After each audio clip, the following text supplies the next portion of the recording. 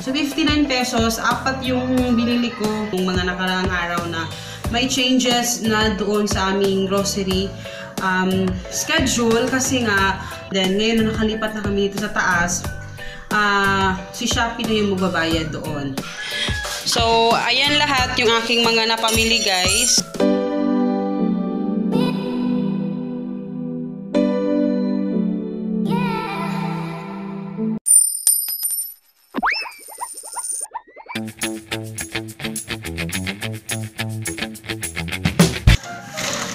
So, kanina, hindi namin nabitbit yung aming eco bag. Kaya puro ganito yung bitbit namin. And, bumili sana ako sa online ng mga basahan. Yung mga, tawag doon. Kaso, gusto ko kasi mayroon ng kaagad na makuha kong, papalitan namin yung mga basahan namin. So, bumili na lang ako ng basahan. Ayan, at saka pinili ko yung mga ganitong kulay na eto sa dark. Ay, eto mura parang brown siya. Dito siya sa kitchen. And then eto mga black ang kanyang ganito. Ayan siya, black. Naghanap talaga ako. Ito na lang yung natira. Yung isa nga para siyang white na parang may ganito. Ayaw ko nang may ganito. Gusto ko talaga plain black kaso wala na. So 59 pesos. Apat yung binili ko. Ito para sa CR and sa paliguan and then sa labahan. So, di ba, ang dami. Kaya, dinamihan ko na. Ang problema ko lang kasi dito sa mga basahan na to, makapal siya. Kaya pag open ng door, nadadala ng door. Kaya, hahanapan namin ng paraan. Ayan, pinalitan namin kasi for the meantime na hindi kami inaalam pa namin kung anong gagawin namin sa floor. So, kailangan namin i-floor wax yan para lang at least malinis siya. Ayan, itsura ko. And di ba nagsuggest kayo na yung ilalagay is, naalala ko nga talaga yung aking mother-in-law, sabi niya noon, naglilinis siya doon naglalagay siya ng dishwashing liquid at saka yung ganito. So, ang puti-puti daw. So, yun din yung advice niyo. Salamat din at naalala ko yun. And buti sinabi niyo sa akin. Kaya itatry ko mamaya yung dishwashing soap ko at saka eto, bumili ako ng Zonrox. Yan, sa CR, saka lahat yan sa paliguan saka sa labahan. And bumili din ako ng wax dye. Pinili ko yung wax dye kasi talaga to, parang strong yung, parang masyado siyang dark talaga na red. Gusto ko yung dark talaga. Wax dye, 50 plus ata ito, at saka isang maliit.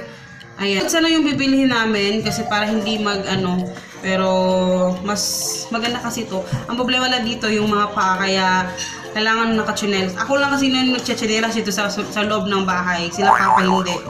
Kaya ipapa-chinelas ko sila.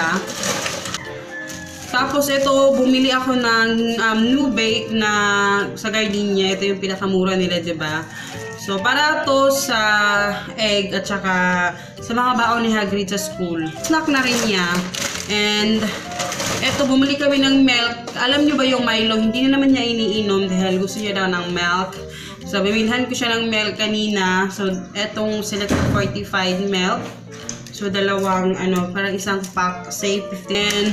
Yung Hyro, kasi gusto niya daw yung Hyro sa milk. Diba? 2 pack lang. And, ayan, puno na yung memory card ko. Coco Crunch siya, maliit lang kasi, wala kasing ganito na maliit yung, tawag doon, Nutristar ba? Yung isa yung, ay, makikita anong pangalan. Yung star na basta yon. So, eto na lang kasi, eto, hindi niya man talaga to bet. Sinabi lang niya na bilhin daw. Okay, go. And eto, dahil Sunday today, manood kami ng movie mamaya. Nagpa-download ako ng movie, dalawa. Aquaman at saka yung Bumblebee. So, bumili kami ng popcorn at saka extra cheese. Ayan, yung popcorn is lang to. Pinani pa? 24. And then, eto hindi ko alam, parang 20 ata ito. Ayan, then, etong canola oil. Bumili kami ng oil. Ubusan kami ng oil eh. And ito, yung lutia. Hindi namin malalagay kasi nalagay ni Papa yung mga gulay. Baka magsagi na siya ng over-over. And then, eto mga bread na to. Kasi nagutom na kami kanina. Anong oras na? Bumili lang kami ng bread. So, mamaya na lang to sa gabi. And eto. Ano tawag pa?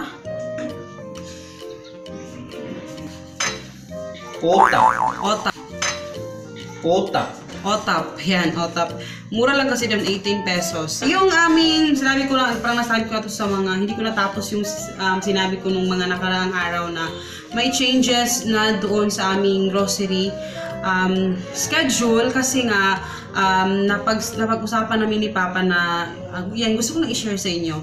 Since yung nakalipat na kami dito, diba? Supposedly, kasi yung 3,000 pesos na rent namin sa baba is fully talaga kinukuha namin doon sa sahod ni Papa. And then, ngayon na nakalipat na kami dito sa taas, si Shopee na yung magbabayad doon. But since, yung Shopee ko kasi meron siyang, hindi siya fix yung talagang schedule ko sa pagkuha ng pera kasi it's either kailangan ko siyang i-restock or something ganyan.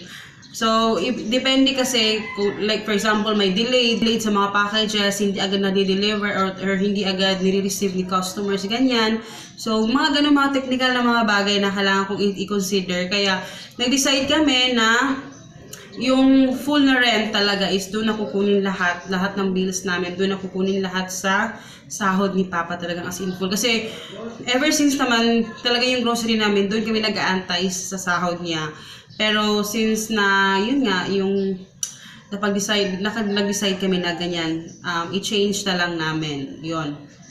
So, lahat ng bills doon, kukunin sa kanya sahod. And then, yung grocery namin is doon namin kukunin sa Shopee. Kasi yung grocery naman, kaya ko siyang i-stretch ng, like for example, basta mayroon lang akong maiano dyan sa loob ng refrigerator, magagamit. Kaya ko siyang i-stretch. Kaya okay lang. Pero syempre yung mga rent, yung mga bills, hindi pwedeng ma-delay. Kaya kailangan yung schedule niya, yun talaga. Like sa grocery, kaya naman nating, alam mo yun, diba? Sa mga nanay dyan, alam nyo na. So yun yung aming napag-desisyonan. So today is, ayan, tapos na tayong mag-haul. And pakita ko sa inyo sa labas. Ayan, wala na kaming mesa sa loob.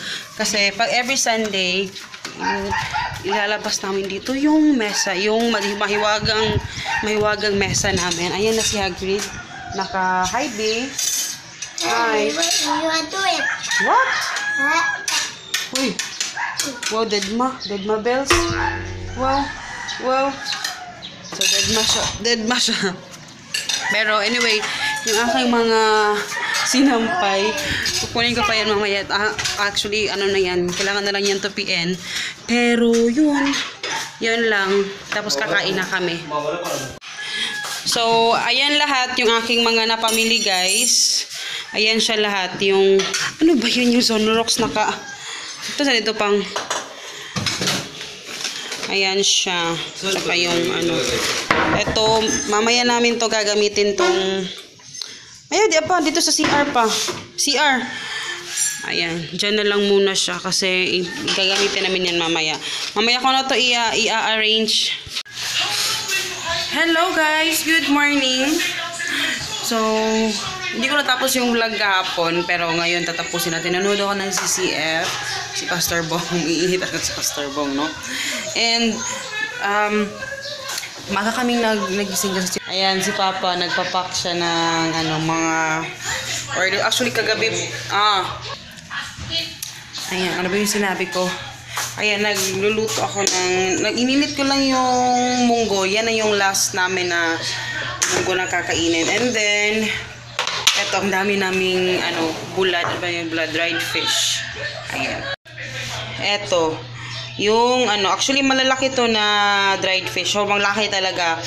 Pinakat-cut ko ni Papa. Tapos, ayan, pinilagay ko dito. So, kukuha tayo dyan dahil masarap to pang, sa munggo. Pang pares. Ayan. Tapos, ayan. Okay na yan. And then, eto, nakalimutan ko i-ano to kagabi. Ibaba, ulam yan ni Papa. Ayan.